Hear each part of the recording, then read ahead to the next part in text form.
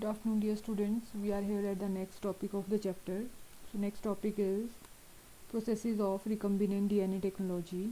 So the various processes that are involved in the recombinant DNA technology are: first is isolation of the genetic material, that is DNA. Second is cutting of DNA at specific locations. Third is amplification of gene of interest using PCR. Fourth is insertion of recombinant DNA into host cell. Fifth process is obtaining the foreign gene product, and the next process is downstream processing. So in the first which is the isolation of the genetic material means जो gene हमने लेना है, genetic material हमने लेना है, ठीक है, जिस ऑर्गेनिज्म या जिस प्लांट से हमें वो लेना है तो उससे वो हमें आइसोलेट करना है, मीन्स उससे हमें वो जो है वो लेना है उससे एक ऑर्गेनिज्म से. And second cutting of DNA at specific location, उसको कट करना है स्पेसिफिक लोकेशन से. नेक्स्ट एम्पलीफाई करना है, जो जीन हमारे पास आया कट करके तो उसको एम्पलीफाई करना है, उसकी ज़्यादा नंबर ऑफ़ कॉपीज़ बनानी है जिसको हम फ्यूचर में भी यूज़ कर सके. Next is insertion of recombinant DNA into host cell, और उस जो रिकम्बिनेंट डीएनए है उसको होस्ट सेल में इंट्रोड्यूस करवाना, इंसर्ट करवाना. एंड जब हमने उस जीन को डाल दिया होस्ट सेल में, अब हमें जो प्रोडक्ट, जिस प्रोडक्ट के लिए हमने उस जीन को डाला उस होस्ट सेल में, वो ऑब्टेन करना उस प्रोडक्ट को. एंड उसमें जो प्रोसेसेस हैं वो इन्वॉल्व होती है downstream processing. So here is the first step in the recombinant DNA technology, that is isolation of the genetic material, that is DNA. Treat bacterial cells, plant or animal tissue with the enzyme like lysozyme. Bacteria के case में lysozyme use होगा, cellulase in case of plants and chitinase in case of fungus. So these enzymes are used. The cell is broken releasing DNA, ठीक है, जो सेल होगा whether that is eukaryotic cell, whether that is bacterial cell, तो उसको break करके हमें क्या लेना है, उसका DNA and other macromolecules, RNA, proteins, polysaccharides and lipids, तो वो रिलीज़ हो जाएंगे जब उसकी आउटर वॉल को, जो सेल वॉल या सेल मेम्ब्रेन है, उसको हम ब्रेक करेंगे.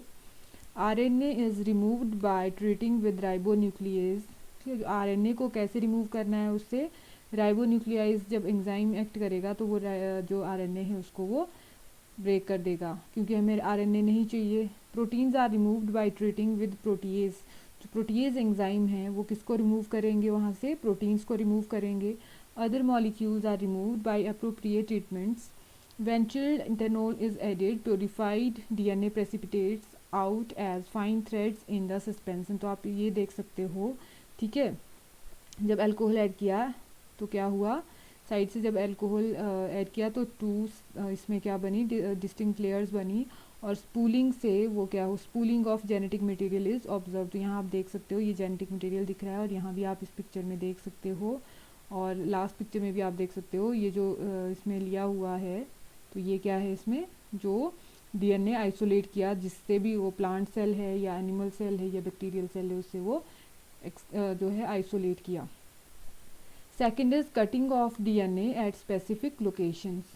Purified DNA is incubated with the restriction enzyme. Clear, जो restriction enzyme है, we all know that the function of restriction enzyme is to cut the DNA segments at specific sites. तो उनके साथ, उन enzymes के साथ उस purified DNA को incubate करेंगे, means उसको एक particular temperature provide करेंगे. As a result, DNA fragments are separated by a technique called gel electrophoresis. तो यहाँ पे आप देख सकते हो जो ये टेक्निक इन्वॉल्व होती है, यहाँ पे ये जेल इलेक्ट्रोफोरेसिस की टेक्निक है. Agarose gel electrophoresis is employed to check the progression of a restriction enzyme digestion. कि इसमें यूज़ होता है ये जो सेगमेंट्स इसने कट किए होंगे, ठीक है. DNA is negatively charge, so it moves toward the anode. तो यहाँ पे आप देख सकते हो ये वाला जो रीजन है ये कैथोड रीजन है, और जो ये वाला रीजन है यहाँ पे ये एनोड रीजन है. तो जो डीएनए है वो नेगेटिवली चार्ज है, तो ये जो वेल्स दिख रहे हैं आपको यहाँ पे, इन वेल्स में जो डीएनए होगा उसको डाल देंगे इन वेल्स में. जैसे आप यहाँ इस पिक्चर में देख सकते हो, यहाँ पे वो डीएनए आइसोलेट किया, फिर उसमें रिस्ट्रिक्शन एंजाइम की हेल्प से उसको स्मॉल फ्रेगमेंट्स में ब्रेक किया, और वो स्मॉल फ्रेगमेंट्स क्या किए, वो इन डीएनए जो वेल्स हैं यहाँ पे बनाई हुई इसमें डाला. क्लियर। अब ये जो मीडियम है जो आप रखा हुआ है इसमें, ये एगरोज है, ठीक है, मीन्स ये जेल लाइक सब्सटेंस है। तो इसमें ये क्या करेंगे, ये नेगेटिवली चार्ज हैं तो जो वो पॉजिटिवली चार्ज एनोड की तरफ ये डीएनए फ्रेगमेंट्स मूव करना स्टार्ट करेंगे। Clear. DNA fragments are separated according to their size through sieving effect of agarose gel polymers from seaweeds. जो एगरोज जेल है वो कहाँ से मिलता है, जो सीवीड्स होते हैं, ठीक है, तो वहाँ से मिलता है। ये एल्गी जो आपने स्टडी किए हुए हैं। Smaller size fragments move farther. Clear. तो यहाँ पे आप देख सकते हो जो स्मॉल साइज के डीएनए है वो फास्ट मूव कर रहे हैं और लार्ज साइज के डीएनए स्लो मूव कर रहे हैं इसमें जो एगरोज जेल मीडियम है। Clear. The process is repeated with the vector DNA also. जो वेक्टर डीएनए है उसके साथ भी सेम प्रोसेस यूज होती है। वेक्टर जिसके अंदर ये जो आइसोलेटेड डीएनए इनको इंसर्ट करना है बाद में। क्लियर। तो इसके अंदर ये एगरोज जेल में आ जाएंगे। फिर क्या करेंगे इसमें, the DNA fragments can be seen as bright orange colored bands when they are stained with ethidium bromide and exposed to UV radiation। तो कैसे क्लियर होंगे ये, जब इनमें ये इसमें स्ट्रेन याद रखनी है, जो स्टेन है इसमें इथीडियम ब्रोमाइड जब इसमें अप्लाई करेंगे तो जब उनको देखेंगे अंडर यूवी रेडिएशन तो इस तरह से दिखेंगे ब्राइट ऑरेंज कलर में, और फिर यहाँ से उनको हम क्या करेंगे, सेपरेट करेंगे। Clear. DNA bands are cut out from agarose gel. जो हमने देखा वहाँ पे बैंड हमें दिखेंगे, उनको वहाँ से डीएनए को वहाँ से कट करेंगे और उस प्रोसेस को क्या करते हैं, this process is called as the elution. That process is called elution. The cut out gene of interest from source DNA and cut vector are mixed and ligase is added, it creates recombinant DNA. Clear. तो वैसे ही vector DNA को भी agarose jail में डालेंगे, फिर उन दोनों को क्या करेंगे, साथ में मिक्स करके एंजाइम उसमें यूज होगा लाइगेज जो उनको ज्वाइन करेगा। तो यहाँ आप देख सकते हो ये वेक्टर डीएनए है, ठीक है, यहाँ पे देख लो, यहाँ से उनसे निकाला वो एगरोज जेल से, ठीक है, फिर उसको स्पिन करके फिर wash and then elute DNA in a small volume में लिया, और फिर यहाँ पे दोनों की प्रोसेस सेम रहेगी, वेक्टर डीएनए को सेपरेट करने की भी और जो जीन ऑफ इंटरेस्ट है जो हमने इंसर्ट करवाना है दूसरे ऑर्गेनिज्म में वो भी। तो ये यहाँ पे क्या आ गया, वेक्टर डीएनए, और ये आ गया जीन ऑफ इंटरेस्ट, और जो एंजाइम है जो क्या यूज होगा, लाइगेज, वो इन दोनों को ज्वाइन करेगा। तो ये किस तरह का डीएनए बन गया, recombinant DNA. The next process is amplification of gene of interest using PCR जो पॉलीमरेज चेन रिएक्शन है उसकी हेल्प से क्या करना है, उसको एम्प्लीफाई करना है, उसकी बहुत सारी कॉपीज बनानी है।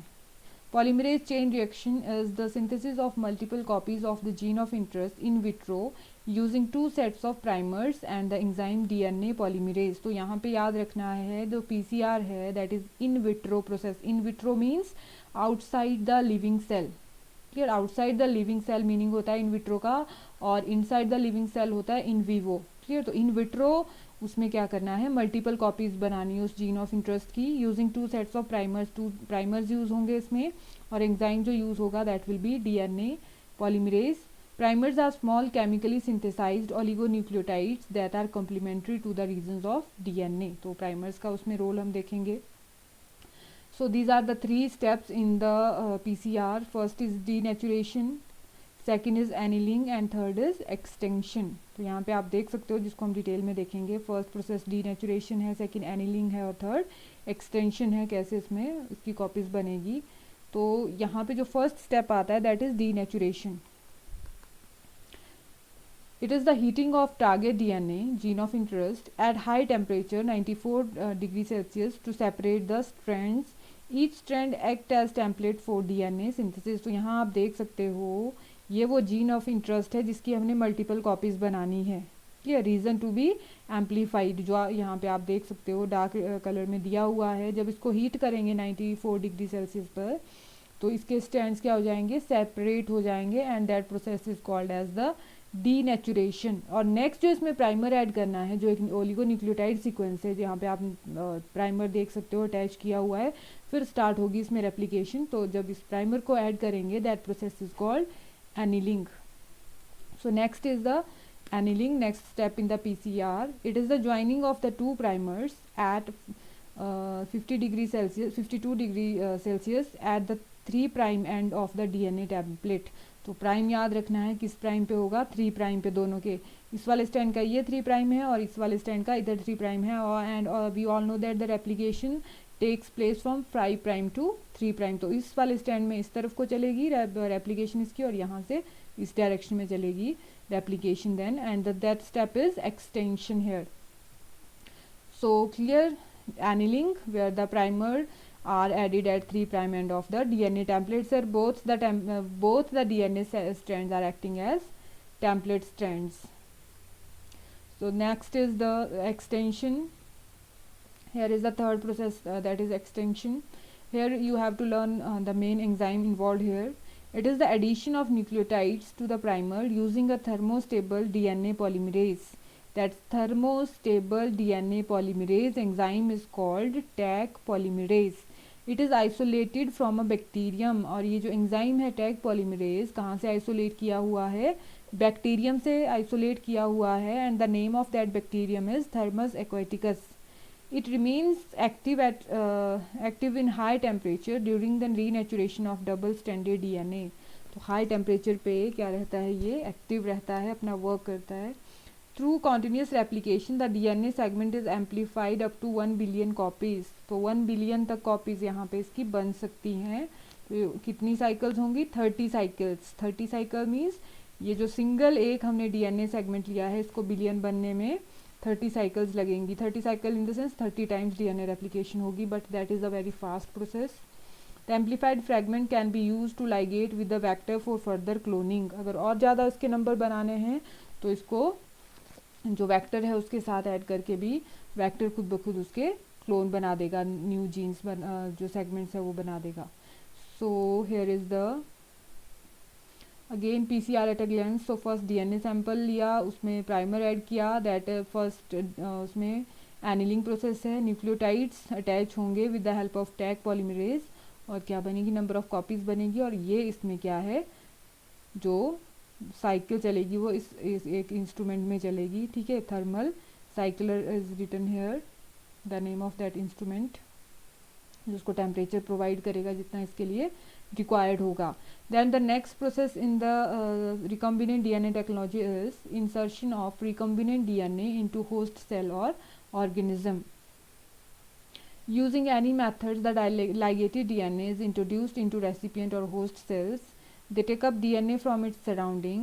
If a recombinant DNA bearing ampicillin resistant gene is transferred into E. coli cells, the host cells become ampicillin resistant. अगर किसी इसमें बोल रहे हैं जैसे ये recombinant DNA इसमें है, recombinant plasmid है, अगर इसमें एम्पिसिलिन रेजिस्टेंस होगी तो वो इस बैक्टीरिया में भी एम्पिसिलिन रेजिस्टेंस चली जाएगी. यहाँ पे आप देख सकते हो ट्रांसफॉर्म्ड है और ये नॉन ट्रांसफॉर्म्ड है. न्यूट्रिएंट मीडियम प्लस एम्पिसिलिन डाला तो इनके अंदर भी क्या आ गई, एम्पिसिलिन रेजिस्टेंट कॉलोनीज आ गई. और क्लियर हो जाएगा, कल हमने जो देखा था इसमें कि जिसमें एम्पिसिलिन रेजिस्टेंस का होगा वो कलर कुछ और शो करेगा.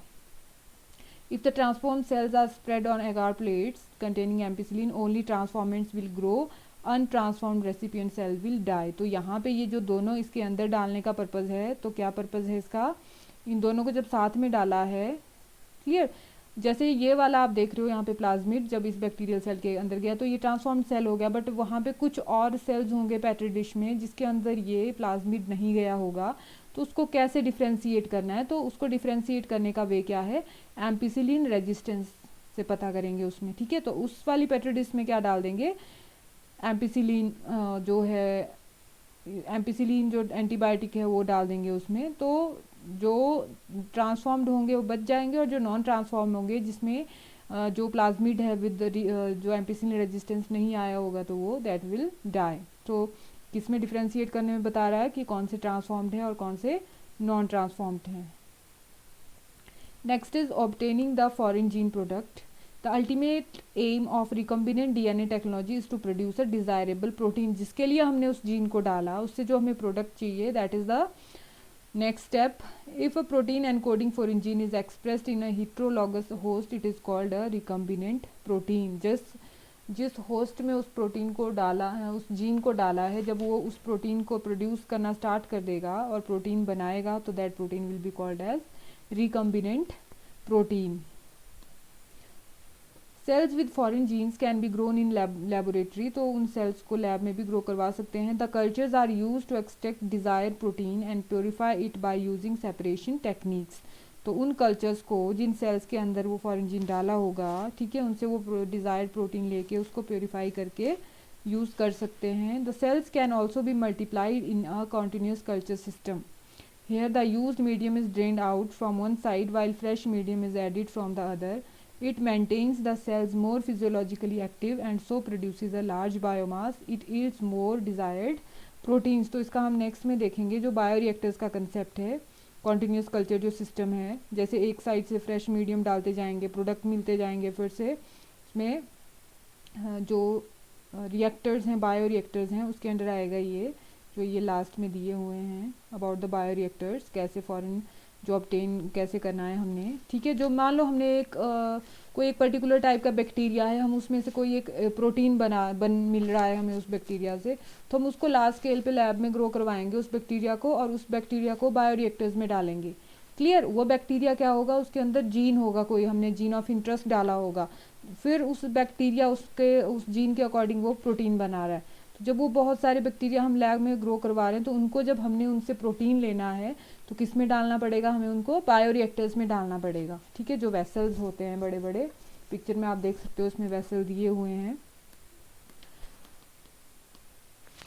सो bioreactors, these are the vessels in which raw materials are biologically converted into specific products, enzymes etcetera. तो जो बायोलॉजिकली कन्वर्टेड आ गया मीन्स उनका जो जीन्स हैं वो हमने उसमें न्यू जीन डाला है, जो जिस तरह का हमें प्रोडक्ट चाहिए.